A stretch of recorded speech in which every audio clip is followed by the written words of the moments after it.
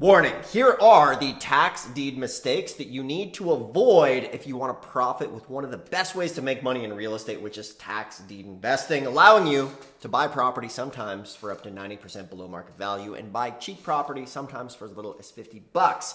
Sounds exciting, sounds questionable sometimes. What are the mistakes you need to avoid? So that's what we're going to talk about here is the simple mistakes that you need to avoid, that you need to stay away from, and the warnings and the red flags when you are deciding to get into tax lien and deed investing. So tax deeds, let's clarify. Half the states are tax deeds, half of the states are tax liens. In a tax deed state, you can buy the property, the opening bid is the back taxes, and the beautiful thing about a tax deed sale is it wipes out the mortgage because it's the priority lien. So let's say it's a $100,000 house, a $50,000 mortgage. Say the taxes are $5,000, and say it sells for 10 grand.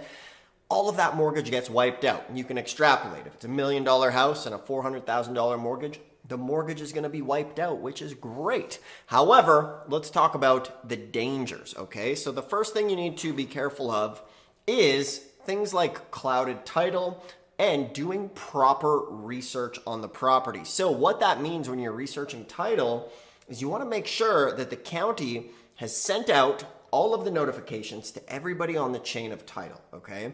So let's say, for example, maybe you're a mortgage holder. You did a hard money loan on a property, and the county doesn't send you a notification saying, hey, this property, the taxes are owed, pay the taxes or we're gonna wipe you out. So say the county didn't send out that notification properly. In that situation, you're gonna have a problem. Now, most of the time you can get the sale voided because the county didn't do their job correctly. However, it's very important. The next big mistake to avoid is avoid properties that have city or county liens on them. This is important because the beauty of a tax deed sale is it wipes out liens and mortgages.